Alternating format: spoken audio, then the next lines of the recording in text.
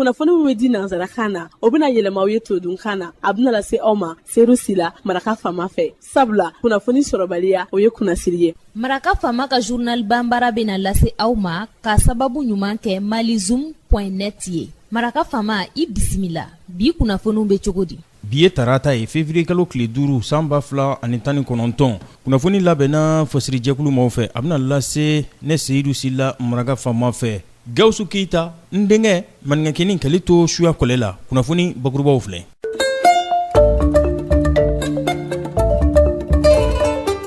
Jamana ɲɛma Ibrahim Boubacar Keita dunan bisimila so kɔnɔna na kunungo a ye maa ɲɛyɛlɛkɛw a y'olu bisimila n'u k'olu ma ko comité d'experts n'olu ɲɛsin bɛ ka jamana foroba sɛbɛn ka ɲɛdama kura di o baarabolo ma n'o ye révision constitutionnelle ye. Commune de mairie baarakɛlaw ka solonladon jɛkulu n'olu mɛriw bɛ syndicat national des travailleurs des collectivités territoriales la Centrad u ko baarabila tetew u b'o waleya. G5 Sahel ka ɲɔgɔnna jɛrɛ o ɲɛkɔrɔ Wagadugu mugujugu cilaw u ye kojugu kɛ tuguni dɛ Burkina Faso kɔnɔna na kɔni dɔnkibaru la kumabaw olu ye nin ye minnu bɛna walawala aw ye sisa daani na aw ni ce maraka fama ka journal banbara lamɛnli la dante aw la koyi aw ka fo. An bɔra k'a fɔ sisan jamana ɲɛma Ibrahim Boubacar Keita fama dunan bisimilayɔrɔ la kunungo a ye bisimilali kɛ comité d'experts n'o ye maa hakili cɛrinenw ye minnu bɛna ɲɛdama kɛ jamana foroba sɛbɛn na n'o ye constitution ye o ba yɛlɛmali n'o ye révision ye. U ka ɲɔgɔnna jɛrɛ in a kɛra premier ministre Soumeyilou Boubèye Maïga ale ɲɛna ministre secrétaire général de la présidence Moustapha Ben Barka ani ministre directeur de comité du président de la république Ibrahim Traoré. U bɛɛ lajɛlen kelen kelen b'a dɔn baarabolo min o bilan bɛ ka u kɔnɔ o de ye ɲɛdama ka ɲɛsin foroba sɛbɛn ma n'o ye constitution ye ɲɛda kuraw bɛ se ka ye ale kɔnɔ cogo min na nin kulu min sigira sen kan maa ɲɛyɛlɛkɛ caman olu de bɛ ɲɔgɔn sɔrɔ a kɔnɔna na k'a sababu kɛ an ka foroba sɛbɛn laban n'o ye constitution ye o bangera san 1992 ji caman tɛmɛra sen kɔrɔ o de kosɔn sa wulikajɔw kɛn bɛ yaasa ɲɛdama kuraw olu bɛ se ka don constitution foroba sɛbɛn ale kɔnɔna na cogo min na olu ka ɲɛdama maa ɲɛyɛlɛkɛ a b'olu kofɔ o kɔfɛ.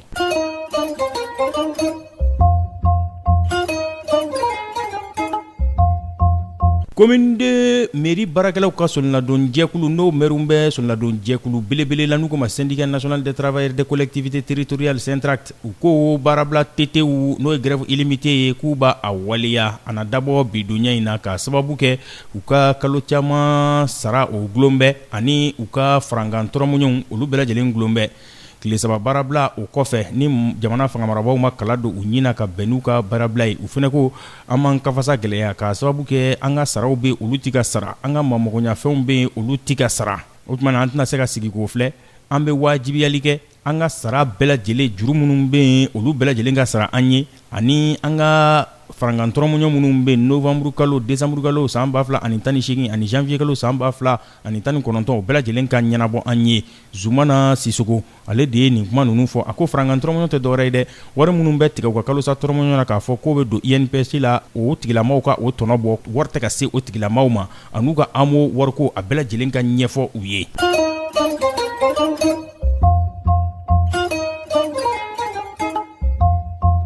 G5 Sahel n'o ye jamana duuru min farami ɲɔgɔn kan ka Sahara kungo k'o lakanda mugujugu cilaw ɲɛkɔrɔ olu ka ɲɔgɔnna jɛrɛ min n'a kan ka kɛ Wagadugu ko ɲɛbila ko la ko mugujugu cilaw jatigɛwale kɛbaw k'u ye u bila u fila ni dɛbɛ la dɛ n'o ye terrorisiw ye Burkina Faso ale kɔnɔna na kunungo maa 14 olu bɔnɛna u ni na Burkina Faso ale kɔrɔnyanfan fɛ u ka dugula n'u ka ma ko kɛn ale bɛɛ province kɔnɔna na n'o ye Yatɛnta ye ani Mali bɛ dancɛ bɔ nin kɛra muguci ye mun ni a subɔta cayara kosɛbɛ dɛ maa 14 k'a dabɔ kari do février kalo tile 3 k'a dugu jɛ février kalo tile 4 na mugujigile cila jatigɛwale kɛbaw y'u bila u fila ni dɛbɛ la kɛn ale kɔnɔna na maa 14 jamanaden kana bilalenw civiliw olu de bɔnɛna u ni na directeur de la communication armée tɔgɔla colonel Lamoussa Fofana ale o kumakan ninnu a ye o sɛbɛntiya yaasa u bɛ se ka dimi bɔ u yɛrɛ la cogo min na a jirala ko Burkina Woromasiri taabaw olu kɔni ye pankurumugu kɛriw olu ye o de waleya dugu saba kɔnɔna na n'o ye province saba ye jamana kɔrɔnyan fan fɛ Burkina Faso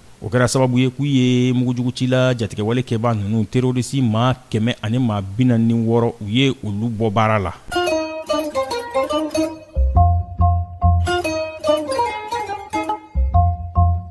Sudan wolomasiri taba polisilakaw olu ye sisikuru u ye o fili taamakɛlaw kan kunungo minnu n'olu wulila k'u kamasa gɛlɛya jamana fangamarabaw olu nɔ kan bɔlɔnfurancɛw olu kɔnɔna na u ka faba kɔnɔ Khartoum ani u ka dugu min bɛ n'u k'a ma ko Undurman. Nin kuma ninnu fɔra seerew fɛ u tun bɛ kumakan mun fɔ o de ye an ka kan labila n'o ye liberté